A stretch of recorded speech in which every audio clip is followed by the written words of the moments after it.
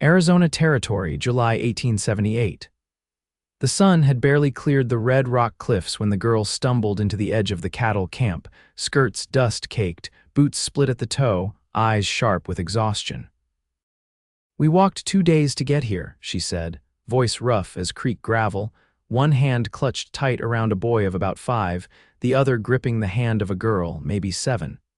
Kessler Tate had just finished fixing a broken stirrup strap. He stood slowly, letting the leather fall from his fingers as he took her in tall, maybe 22, dark hair coming undone from its pins, mouth set in a line that would not break. The 2 children sagged against her legs, too tired to cry. "Then rest for 2 more, he said, quiet and certain. She blinked like she had not expected kindness. Most folks did not out here. But Kessler had lived through war, through loss, through years of silence on this very land. He knew what it meant when someone showed up with nothing but the clothes on their back and eyes that had seen too much. He knelt beside the children. "What are their names?" The girl answered for them. "This is Kaya and this is Cole." Kessler looked up. "And you, Brielle Lorne," she said, "from Bisbee, or what's left of it?" He nodded once. "Well, Brielle Lorne from Bisbee, you and the little ones are safe here." She straightened like she wanted to believe him, but could not afford to. He pointed to the lean-to near the water barrels. "It's cooler there, got clean blankets, I'll bring food." She hesitated. He added, "Nobody here will hurt you." She gave a small nod and walked the children toward the shade, her back stiff, like she might still have to run. By the time he returned with stew and water, the kids were curled up under the blanket, their breathing slow and deep. Brielle sat against the wall, her eyes closed, arms wrapped around her knees. She looked up when he crouched beside her and handed her the tin plate. She ate in silence. He did not press her. After a while, she glanced at him. "I did not know this place was here." "It is not really. Just a cow camp. I ride for the Tannin Hill spread, keep watch on the herd, fix what breaks." She nodded toward the kids. "We heard soldiers were riding close, folks getting burned out." He studied her. "You get burned out." She looked away. "Not the house, just everything in it." He let that sit. She did not owe him more than that. "Why this way?" he asked. "Why not north to Tucson?" She ran a hand through her tangled hair. "Had a cousin there, got word last spring he was gone, figured east was no worse." Kessler leaned back on his heels. "You picked hard country. Any country's hard when you're walking it with 2 little ones and no money." His gaze drifted to the children. "Yours," she shook her head. "My sister's. She died in March, pneumonia. Their father's been gone near 2 years, run off to the mines and never came back." "No one left but me," he nodded slowly. "That makes them yours." Her eyes softened just for a moment. "Yeah, I guess it does." He stood. "I'll give you 2 days to rest. After that, we will figure what comes next." "I do not expect anything from you, I know," he said. "But I got more food than mouths to feed, and you are standing in my camp." Her mouth twitched like it might turn into a smile, but it did not. That night, Kessler watched the stars blink to life above the canyon rim while the woman and the 2 children slept under his 1 extra tarp. He kept his rifle close, but his thoughts closer. He had not expected company this season. He had not expected her. The next morning, Brielle woke early. Kessler found her boiling water over the small cook fire, Kaya and Cole still wrapped in blankets behind her. "You got coffee?" she asked. He chuckled. "I do." She handed him the pot without a word. He poured her a tin cup and sat across from her. She wore the same dress, but she had scrubbed the dust from her face and braided her hair back. She looked less like a ghost now, more like someone who used to laugh. "You sleep?" he asked. "A little," he nodded. "You can stay longer if you need." "I do not want to be a burden." "You are not." She drank. "You always this kind to strangers?" "No," he said honestly, "but I know what it feels like to lose everything." That stopped her. She looked up. "You have family?" "Had a wife, lost her in '68, fever, no kids." "I am sorry," he shrugged. "Long time ago." She stared into her coffee. "You are the first person who has not told me to keep moving.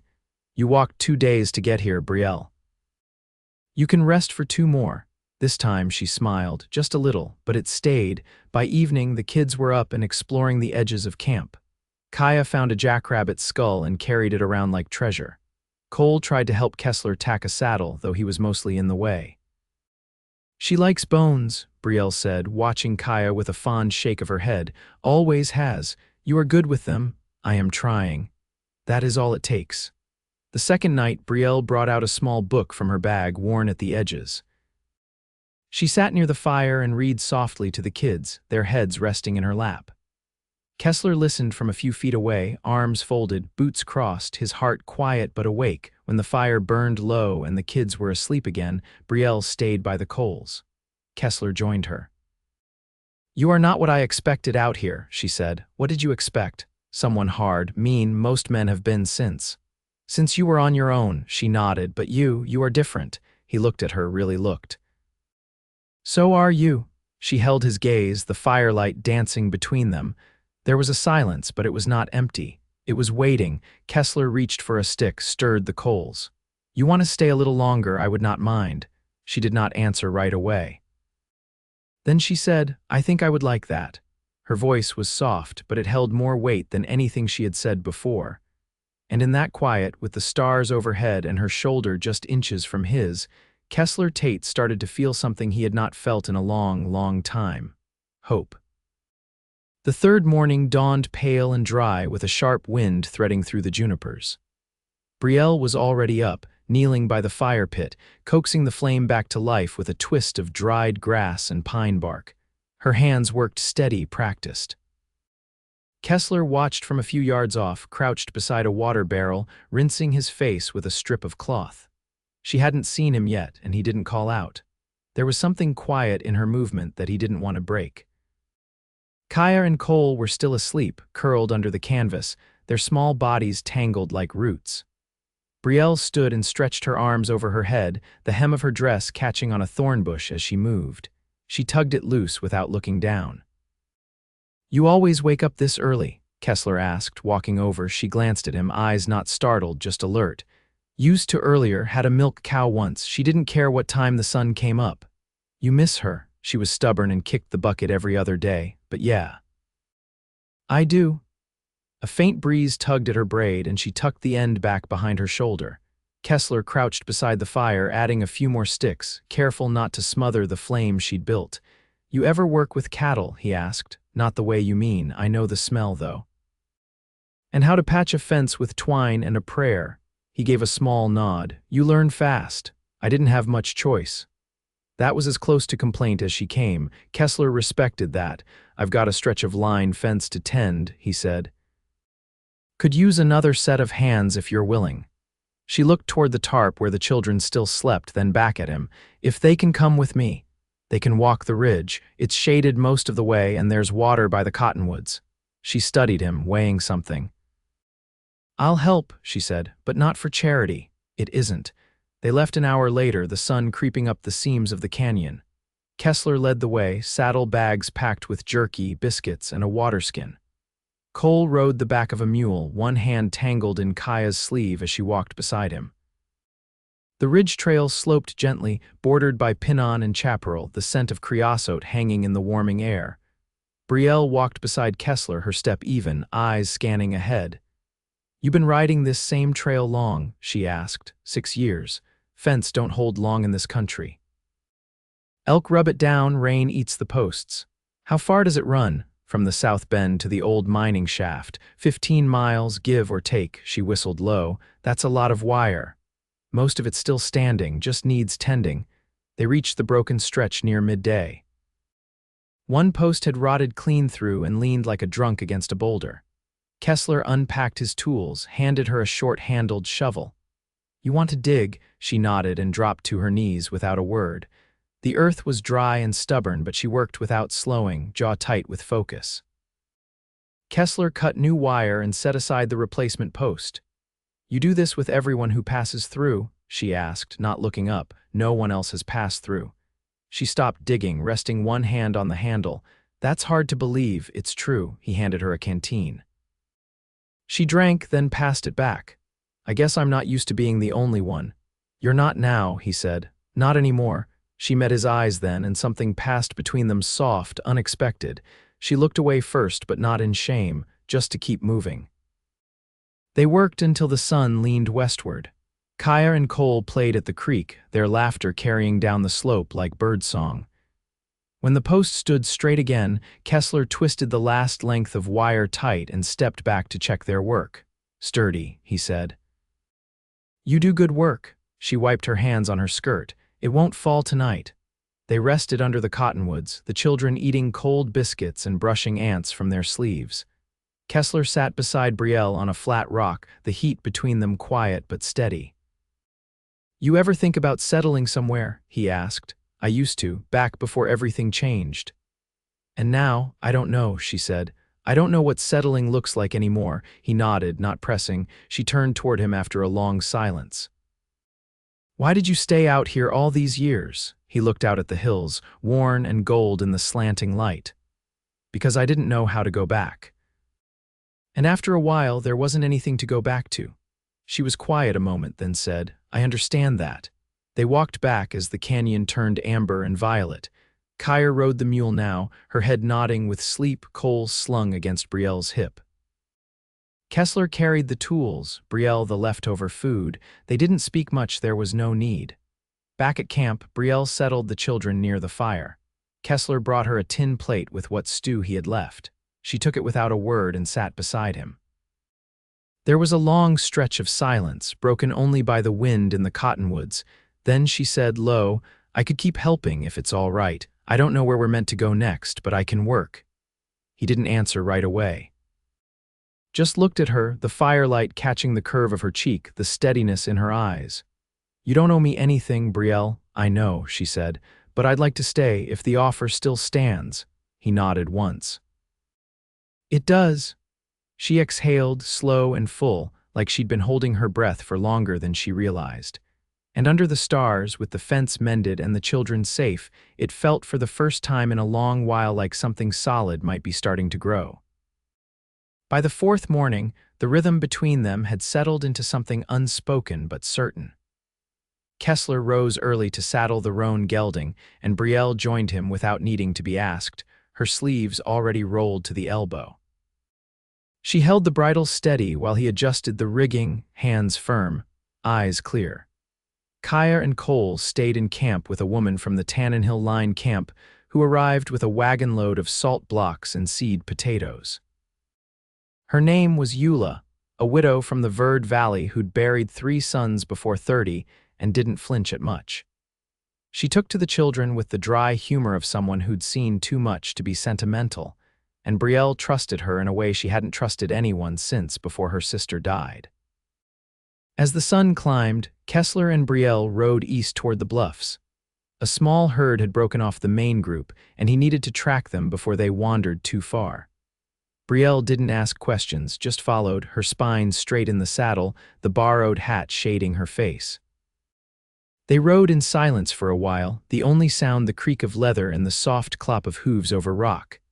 The land spread wide around them, pale grass, scrub cedar, a hawk circling high above.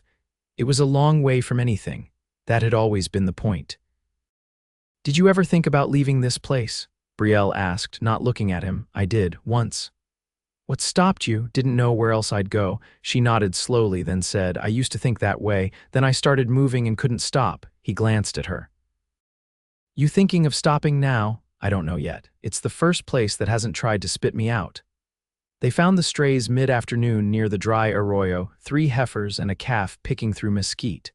Kessler moved slow, letting the horse do the thinking, while Brielle circled wide.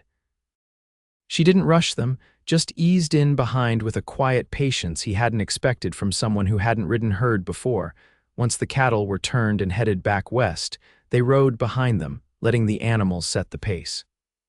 The sun hung low and red behind the cliffs, shadows lengthening.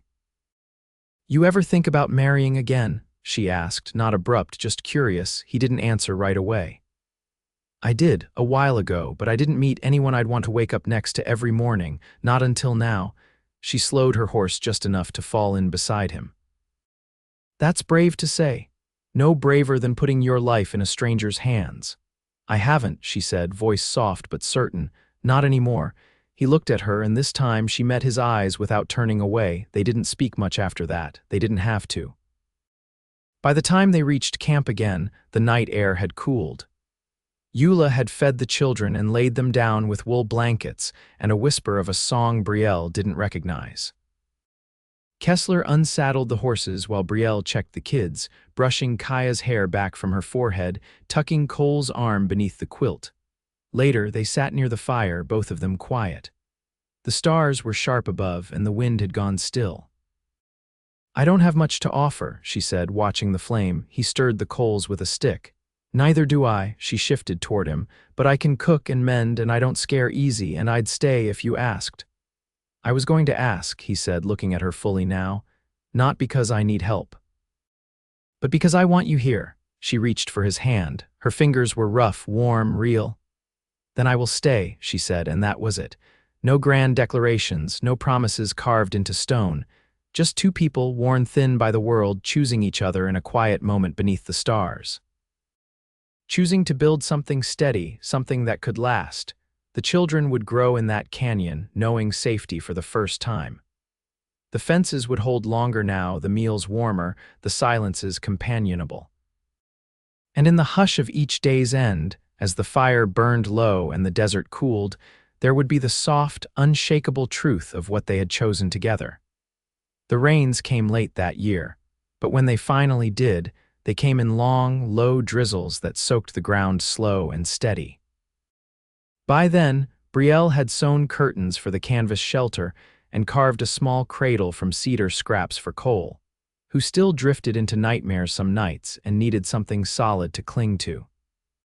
Kaya had taken to following Eula around, asking questions about plants and how to tell if a snake was asleep or dead.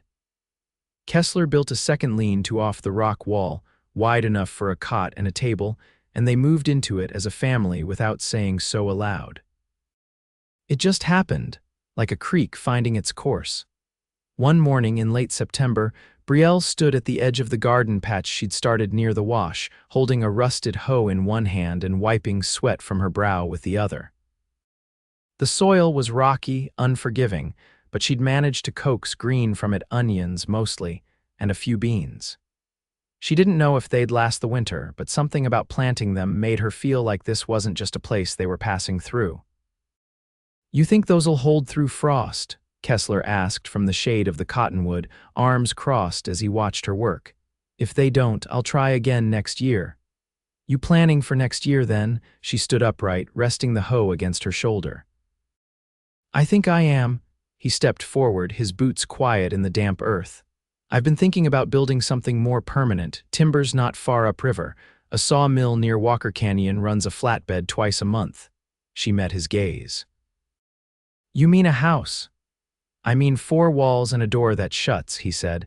"Maybe a stove, roof that doesn't flap when the wind comes through." She nodded once. "I'd help build it. I was hoping you would." That night after the fire had burned down and the children were asleep inside, Brielle sat outside on an overturned crate, hands wrapped around a tin cup of coffee gone cold. Kessler came out with a blanket and draped it over her shoulders without a word. Then he sat beside her, close but not crowding. "Tell me about your sister," he said. She didn't answer at first. The wind had picked up, whispering through the branches above them. "Her name was Miriam," she said finally. "She was older. Always had a plan for everything, even when things fell apart." Kessler waited. "She was the one who taught me how to stretch flour when there wasn't enough, how to keep the kids warm when the firewood ran out. She never raised her voice, not once, not even when she was sick. She just got quieter, like she was fading before she left us." Brielle's voice caught, not from tears but from the weight of remembering. "She'd like it here," she added. "She'd say it was rough but honest." Kessler reached for her hand, folding it in his. "You've carried a lot, Brielle, so have you." They sat like that until the moon cleared the canyon wall, casting long silver light over the ridge. Without meaning to, she leaned her head against his shoulder. He didn't move, just let her rest there, his thumb brushing slow over her knuckles. The next morning, they rode out to the lumber camp before first light. Kaya went with Eula for the day, and Cole rode in front of Brielle on the saddle, wrapped in a blanket against the chill. The trail was slick from the rain, but the air smelled of pine and wet stone, and the sky was deep blue between the clouds. The man who ran the mill was slow to speak and slower to trust, but Kessler had traded with him before. They loaded 5 beams and a stack of cedar planks onto a flatbed, tied it down with leather straps, and started the journey back. "You sure about this?" Brielle asked as they walked beside the cart, Kessler guiding the mule. "I've been sure about very few things in my life," he said. "But I'm sure about this." She looked at him, then down at Cole, who had fallen asleep again in the crook of her arm, mouth slightly open. "Then so am I." They built the house over weeks, setting one post at a time, cutting each board by hand. Kessler taught Kaya to square a corner, and Brielle showed Cole how to carry nails in a tin pail without spilling them. The walls rose slow but straight, the roof tarred with pitch and sealed against the wind. When it was done, it had 2 rooms, a stove, and a table built from the same planks they'd hauled through the canyon. On the first night inside, Brielle stood in the doorway, watching the fire cast shadows across the new floor. "I never thought we'd have this," she said. Kessler set a hand against the doorframe. "It's yours now," she turned to him. "Ours." He stepped closer, and this time when he reached for her, she didn't hesitate, her arms wrapped around his waist, her head tucked beneath his chin. They stood there, holding on to something neither of them had believed they'd ever have again. A home, a future, and the quiet, steady kind of love that didn't need to be spoken to be known. The first snow came early in December, soft and hushed, clinging to the cedar branches like breath held too long. Brielle stood at the window of the new cabin, her shawl wrapped tight around her shoulders, watching flakes drift past the glass. Light from the stove glowed behind her, and the scent of simmering beans filled the room.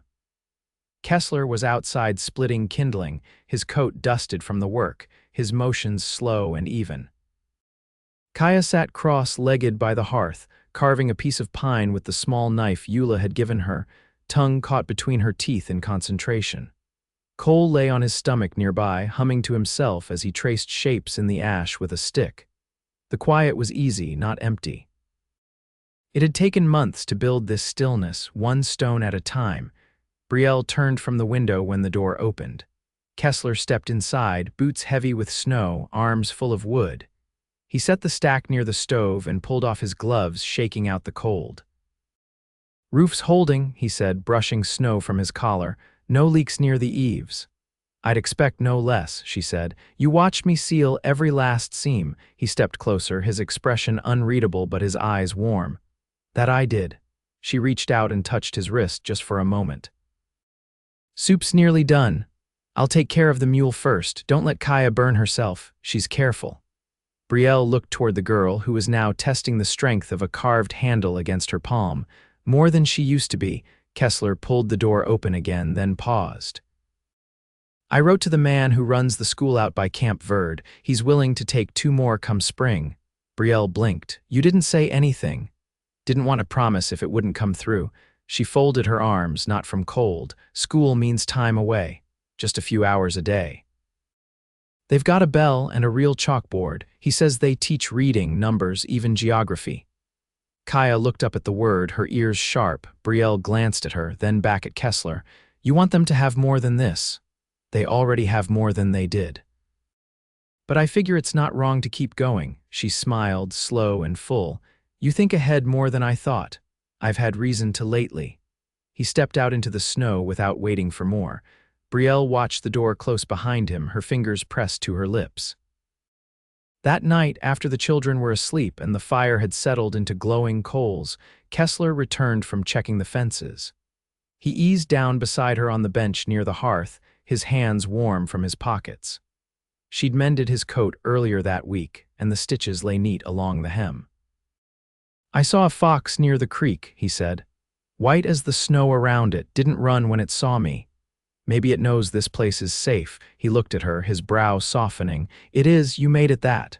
She turned slightly, folding one leg beneath her. "We both did." They sat without speaking for several minutes. The wind moved gently against the cedar walls, but inside, the space held steady. "I've been thinking on something," Kessler said, voice quieter now. Brielle tilted her head.